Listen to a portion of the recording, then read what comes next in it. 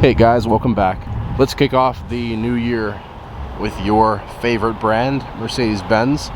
This is an A220. The year is 2019. I actually already made a YouTube Shorts video of this car a couple weeks ago, but let's make a full review this time.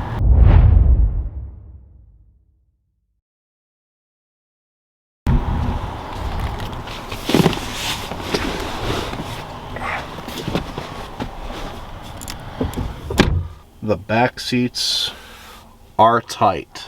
Both legroom and headroom is a challenge. Let's see if it squeaks or not.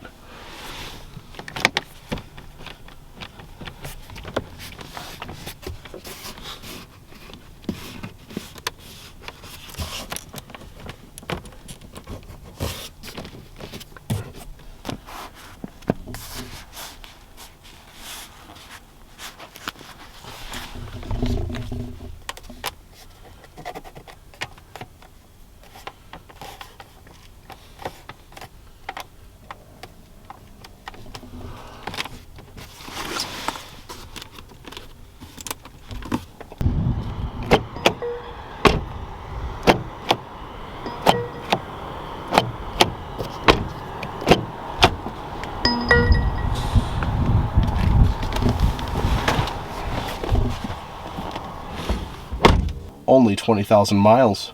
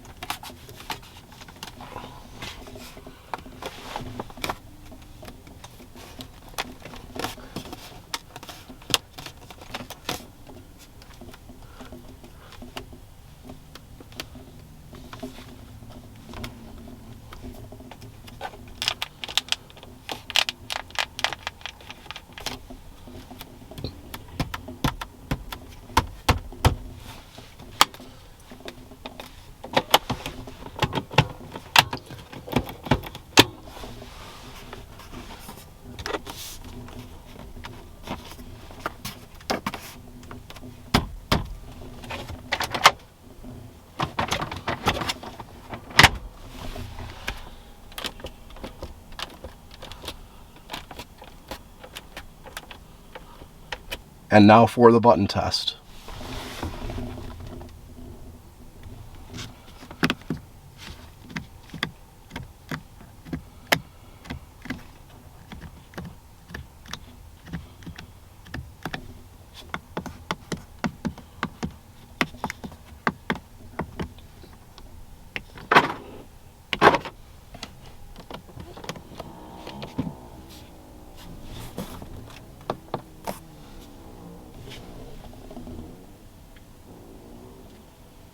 You guys hear that grumbling sound?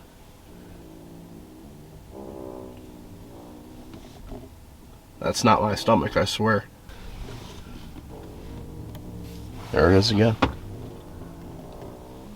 What the fuck?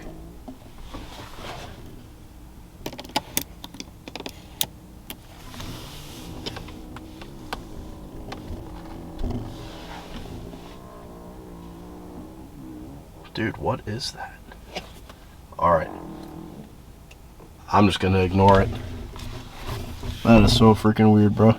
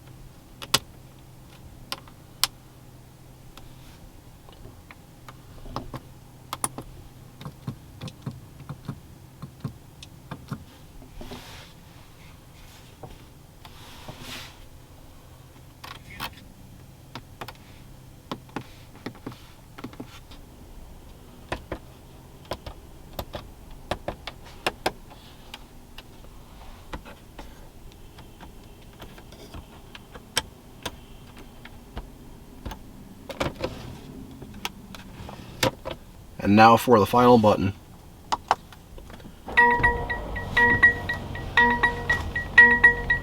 Guys, you can watch this video back, but I have to tell you, this interior really did not squeak all that much, which is shocking to me. There were one or two areas, for example, like the window switch cluster here that made kind of a loud squeak. There were a couple areas like that, but the rest of it was rock solid, such as the screen, the climate areas mostly, the center console area, all pretty solid, unbelievably so. And that's strange because the GLBs that I just did, which virtually have the same parts as this interior, did considerably worse. I don't know what the hell's going on, but I have to give this a score 7 out of 10. As far as materials go, this is again virtually the same as the GLB. Let me just tell you again what it's like. We have mostly decent soft touch vinyl on the dash and on the doors. Down here it's all right. The glove box is hard plastic. Yeah, by your knees and lower it's hard plastic, but that's typical of the class. The main trim in here appears to be this plastic that looks like metal. I kind of like it though because it's sort of textured. You can feel the lines here. I actually kind of like this material. MB Tech seats in here. Now, MB Techs in a car like this doesn't bother me so much, but where I get upset is an $80,000 GLS also has MB Tech seats out of the A-Class. That's not a problem with this car. This is a problem I have with the company in general. The headliner is cloth, the sun visor is plastic. Not the nicest plastic in the world, but this is a cheap car, so who gives a damn? And then the button and switch gear, I'm gonna say that just like the GLB, it's mostly pretty good in here. Mercedes knocks it out of the park. when it comes to their interior designs and the way everything initially looks. It's all gorgeous in here. Most of the buttons are really nice to touch. The climate buttons are my favorite. They have a very satisfying click to them. One of the best climate buttons in the business right now. Window switches, yeah, everything is just designed pretty nicely. The air vents are beautiful. The one thing I gotta tell you that sucks is the turn signal stock and the gear lever. These feel exceptionally cheap, although they don't seem completely out of place in a car like this.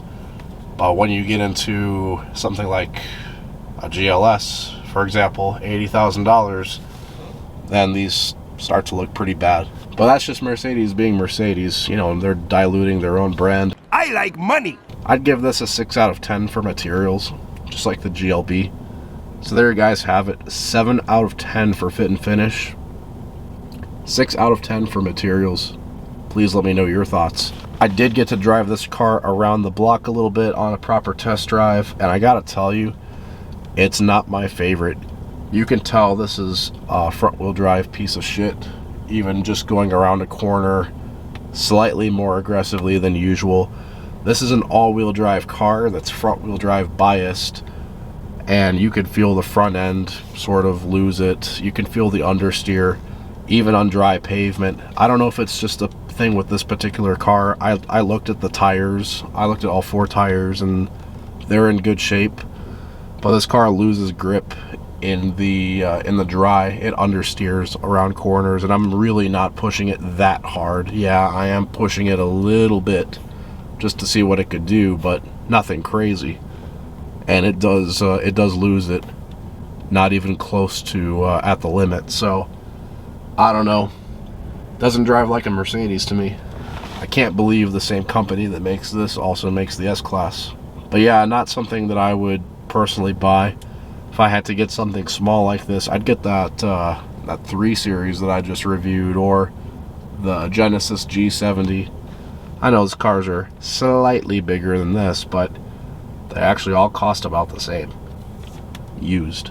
I'd scoop up one of those before I scoop up this, but to each their own. Anyway, I'll catch you guys next time. Happy New Year. Peace.